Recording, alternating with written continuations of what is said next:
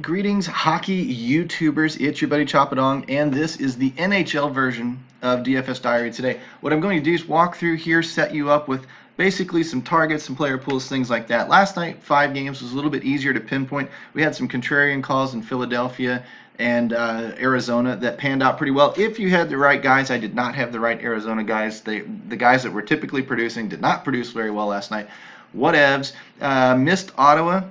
So I showed the reasons logically why Ottawa shouldn't necessarily be focused on, but of course they were the winning stack of the night with people that were game stacking that first game. Again, whatevs. That shows you how volatile hockey is and will be and always will. That's why stacking against the chalk in this game, and that wasn't necessarily against the chalk, but stacking against the chalk or taking contrarian type plays will always pay very, very well in hockey. This is not a cash safe. Conservative chalk only sport. This type of sport typically requires you to take some risk, either stack and correlate some guys, or, we can focus on the best of the best, and that's fine, but the chalk fails in NHL more than any other sport outside of maybe MLB. They're about the same.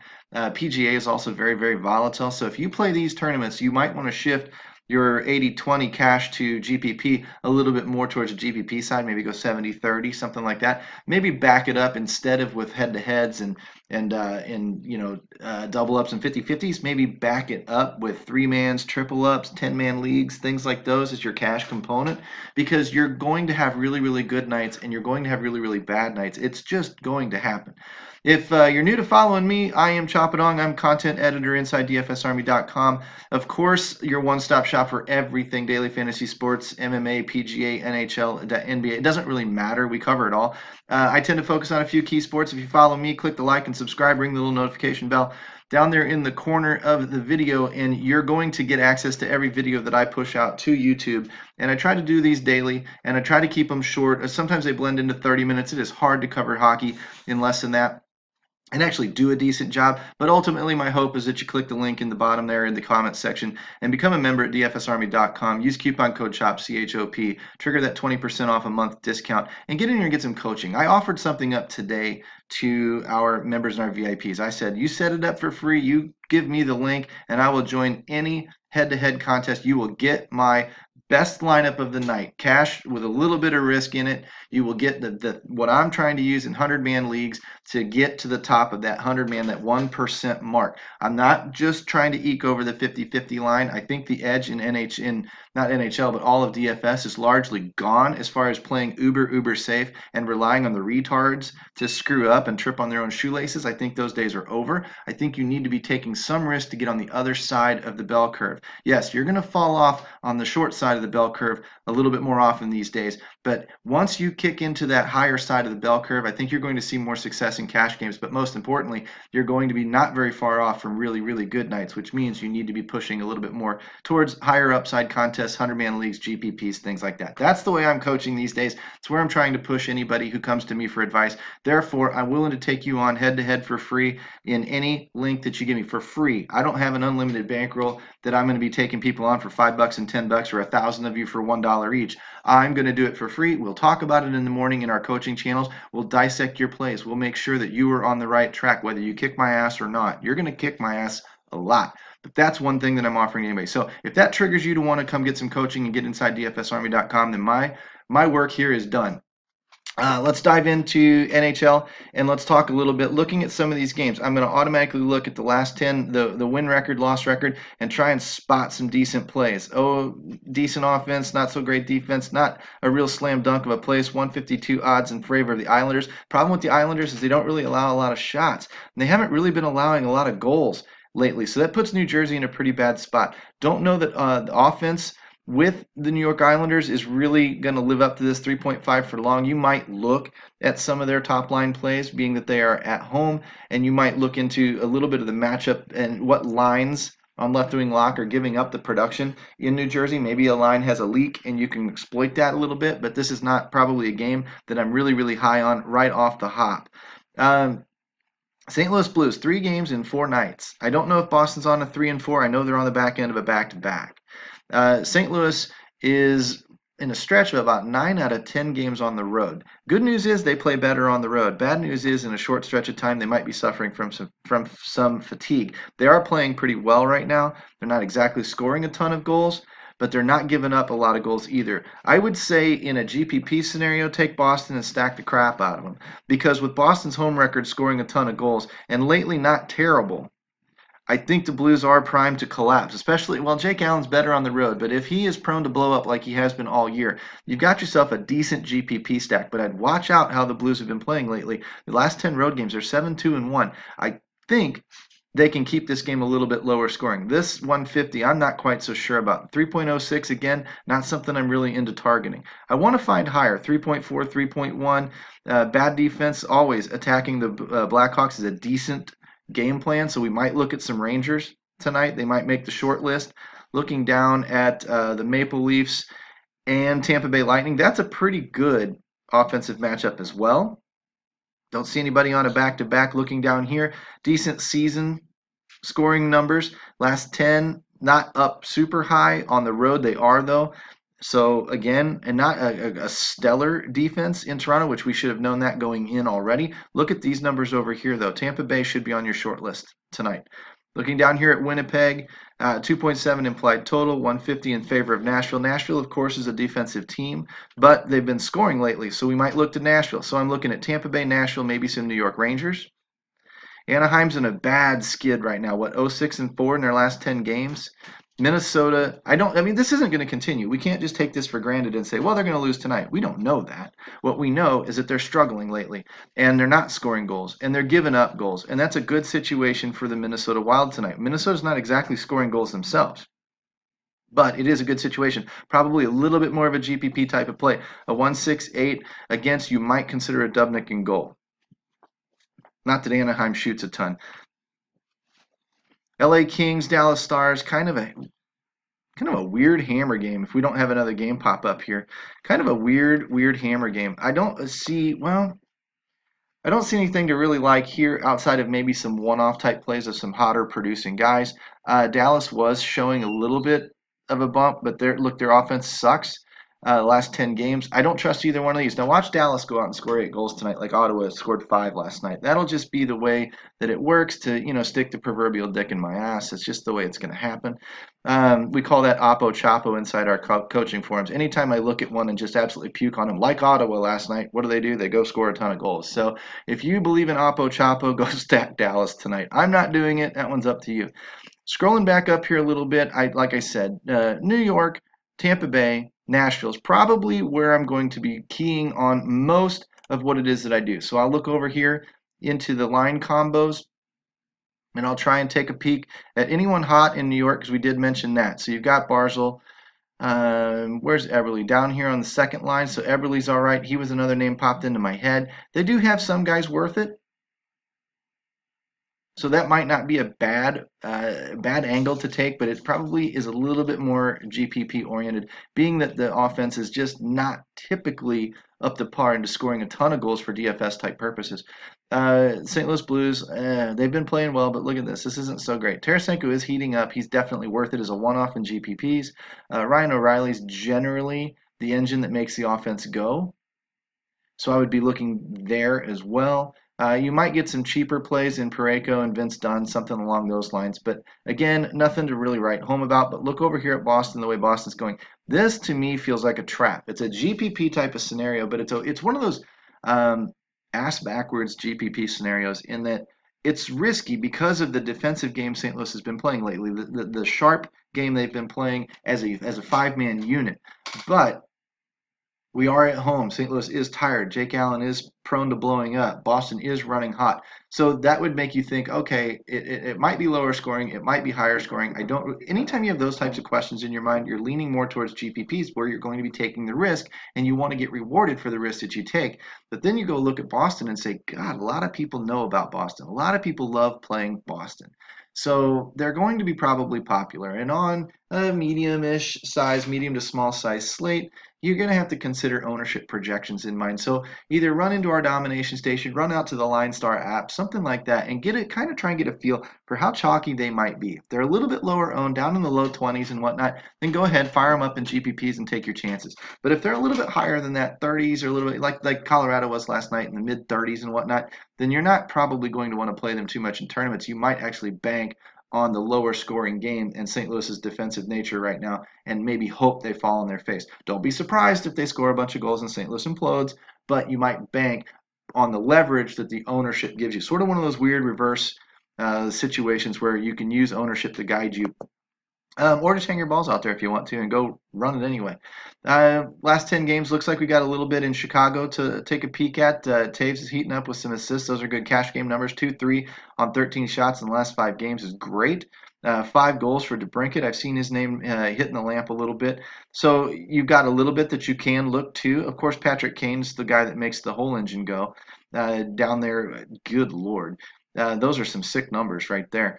Jumping over to the Rangers side, you can bank on the fact that Chicago is going to give up goals and they're going to tend to lose some games. They haven't been very good this year, so you might want to stack this top line being at home. It doesn't look like the defensive pairing or the second line has a whole lot to offer, to be quite honest with you. So I might just focus here and be out of there. I think that Zib would be definitely on my radar, and maybe a Zib Zook stack. Double Z's. We like to call double C's for centers, double D's for defensemen. Let's call that one double Z's. If it happens, I'll tweet it out, double Z. That would be where I'd be looking there. Toronto, Tampa Bay. I'm not going to probably have time to dive into the actual stats for you tonight and do a lot of the shots on block floor and looking at exactly who's been producing 5 games. Our VIPs can go and do that, sort those columns by yourself. Let's just kind of run through these next couple of games and call it what it is. You've got some good targets tonight. I mean, Tavares has scored, I think, third most in the league in the past, say, basically since Vladimir Tarasenko became a Blue. I saw that stat on TV the other night where it's Ovechkin, Tarasenko has like 160 some odd goals in that time span, and Tavares has 150 some odd goals in that time span. He's third on the list. He's in that time frame. Call it 5 years, 3 years, 5 years, whatever the heck it is. It's not 3 years, but call it say 5 years. Tarasenko is number 2, Ovechkin's number 1, and John Tavares is number 3 in the entire league of active players. That is a stat worthy of noting because it's consistent production. More than Sidney Crosby, more than Evgeny Malkin. Those are some names, man, that John Tavares is outperforming when it comes to just pure goal scoring. So as a GPP type of play, there's definitely a chance here. A lot of people like Austin Matthews. You can see him setting up that second line quite a bit. Kapanen's down there with him. On the road, I might like this second line a little bit. If I was going to game stack a game, it might be this one first. There's a lot to like on well, look at the second line there in Tampa Bay. You get a little bit of value with Kucherov and Point. Point's been great all year. Don't know his price anymore. Haven't played him for quite a while, but he's probably going to be up there a good bit. And with 5-2 in his last 5 games, he's going to be probably way up there. But it's definitely worth looking into tonight. If you can find some value elsewhere on the slate, that would be the only thing that we're missing tonight. Look at the hotness out of the Winnipeg Jets top line. With a 2.4 implied total or 2.7 here, you might look into them for GPPs just in case this game gets flipped on its head. But this would be a very, very large field GPP play. But look at that top line. Doesn't get much hotter than that. They're all dark green. Down here, a little bit safer play in Nashville because we know Winnipeg defensively can kind of erode or implode like a Jake Allen can. You're looking at 4 goals and 5 goals in the last 5 games. It's 9 goals between Forsberg and Arvidsson. You think Arvidsson missed Forsberg? This is not a bad line. And for cheap, Ryan Johansson up there with the assist. This is not a terrible stack slam type of situation. Normally, the defensemen are really up in the game, and I'm not seeing it right now. Ekholm would be cheaper. Probably mid-priced right now based on production, but he's not going to be dirt cheap value, not going to be underpriced per se, but he might be outperforming his current price tag, even though it's probably a little bit on the pricier side of his normal range.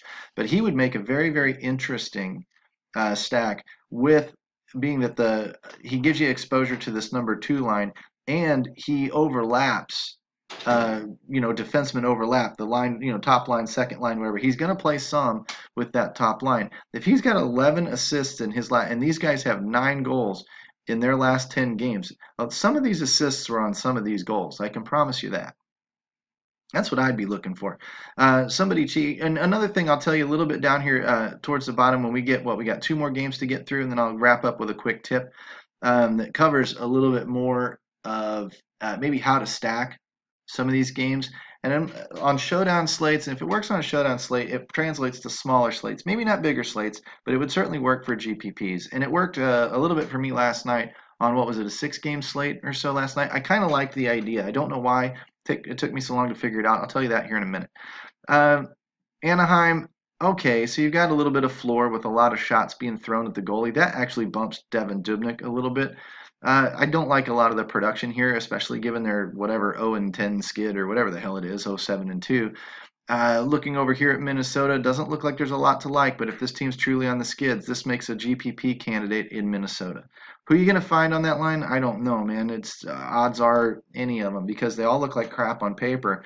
You might go looking more towards season numbers here. You might go looking more towards our skaters tab down here and look at the percentage of team production. That would be something beneficial for you. And maybe throw your eggs in that basket and take a chance on it if you're going to use them in GPPs tonight. LA told you wasn't too excited about it, but look at how hot Dallas has been running on that top line. 13 goals, 12 assists, and 92 shots in 10 games. Pretty good for that top line. Radilov's back up on there. This is just all you really need to know.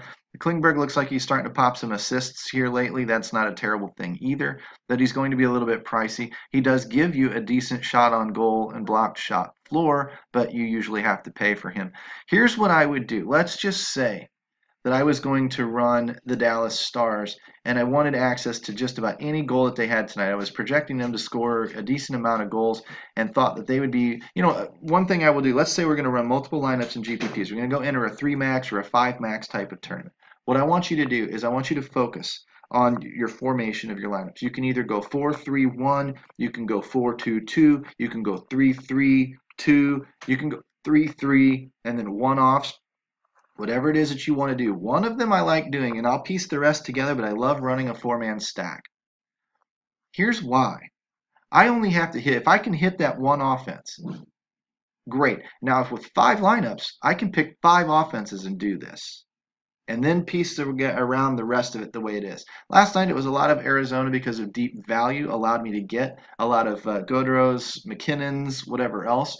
And that allows it when you've got deep value. You're going to have to go searching for the value. But I'm telling you to focus on a certain formation that seems to really work. We talk about spreading across different lines.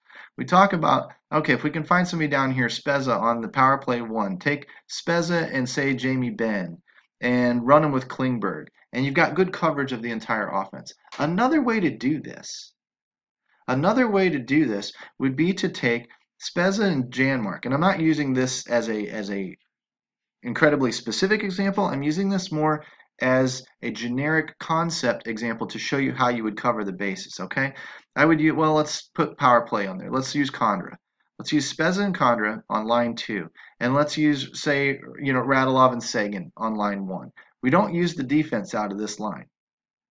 Now, why not? You can, but why not? Because you've already got the top 2 lines covered. If a goal comes off the top line or the second line, you've probably got access to it one way or another. You've probably spread your net wide enough. Okay?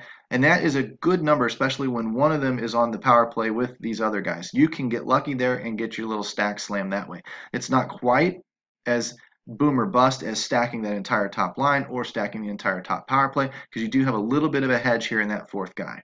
Doesn't have to be a value guy. It can be any 4 guys that you want. There are offenses, like Colorado, where you would use Barry, you'd use McKinnon, Ratana, Landeskog, and then Barry. But generally speaking, you can take 2 forwards off the top 2 lines, ignore the defense. So let's say we did that. Where are we going to go for the defense now? Well, I'm going to look for somebody who quarterbacks a big power play. I'm going to look for an Ekholm or really a Josie and get exposure to this whole top line that way. Why? Because my stack is already down here. My 4-man stack is already down here. So I'm looking for quality one-offs, something that's going to give me exposure to a lot of different action. If this game blows up and these guys do some damage, I'm going to likely have a piece of it with that quarterbacking defenseman. But not all defensemen do this. You have to know the league a little bit and know where they are. Victor Hedman is definitely a great example of that. Chris Letang is a great example of that. These are guys that quarterback and do. Giordano is a great example of that. These are guys that quarterback their power plays and run a lot of the offense through them when it comes to the premium scorers up front. So let's say you didn't want to use these four guys. Let's say you want to use these two, Tavares and Marner, and then you wanted to use Kapanen and Matthews in an unsalary capped world. You can do something like that, and then you can come over here and you can take Hedman on the backside. If you really wanted to be risky, take Hedman and Point, or something like that, and you run it. Now that's not feasible in a salary cap. I'm using these as conceptual points to paint a picture for you so that you understand what to visualize when you're going to attack an offense. Now let's say that I'm going to use 5 different lineups tonight. I might use Toronto with my 4 stack. Then I'm going to use Tampa with my 4 stack. Then I'll drop down and use Dallas with my other 4 stack. I'll come up here and use the Rangers as a 4 stack. Who would they be? Probably the double Z's with Zib and Zook, right? And then I'd probably come down here and grab Fast and Strome. And I've overlapped on that power play 1, and I don't need any of the defensemen out of this line. I mean, yeah, you can use Pionk or whatever, Pionk if you want. And that would be access maybe to this offense if you were stacking Tampa Bay. But if you're stacking the New York Rangers, you take these 4 and you're out of here. If you wanted to use a 3-man stack, I'd probably default down to, Pionk, Zuccarello, and Zib and just leave it alone.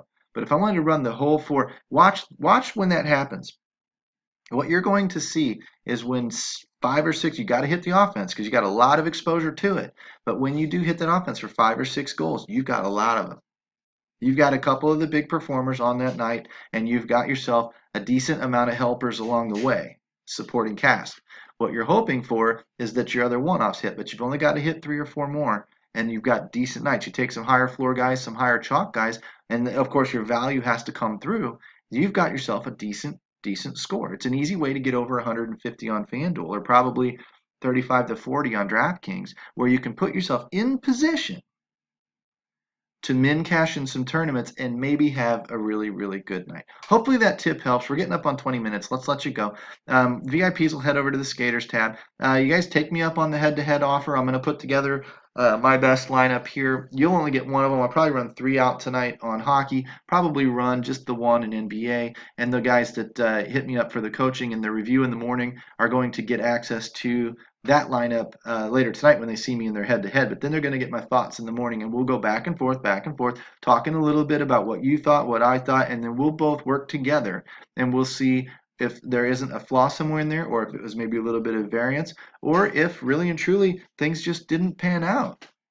Sometimes that happens, and I'm not going to beat you. The edge in NBA and head-to-heads and NHL and whatever is greatly over-exaggerated. I think a lot of you guys out there think you can't compete, and you can. Come play me. I'll show you you can compete. I'm a profitable long-term DFS player still, even this year, but I'm going to tell you that you will kick my ass an awful lot more than you think you will. The edges these days are smaller, and with the edges being smaller, they're harder to exploit. And when they're harder to exploit, you need to take a little bit of risk. You need to be able to ride the variance. You need to have a larger bankroll, play well underneath your bankroll, and you need to be fundamentally sound. And that's not that hard to get to. I used to tell people in golf all the time, I can go to the range with you once a week and in a month have you breaking 100. I'm just going to teach you how to hit the ball solid. And most of what I do is I position you around the golf ball so that your swing the ball just happens to get in the way of the club. And then we're going to watch the ball flight. We'll fine tune if you think, get you hitting it pretty straight, pretty solid, and then you'll be breaking 100 if you just stay out of trouble. The fastest way to get somebody under 100, anybody can do it. I can teach anybody to do that. I can also teach you to get very competitive very, very quickly in cash games in DFS. So consider that. Jump in dfsarmy.com, use coupon code CHOP, obviously, to trigger that 20% off discount. Come take a ride with us in the coaching forums. Challenge me to some head-to-heads. Love to have you. We'll talk to you guys hopefully tomorrow. Take care.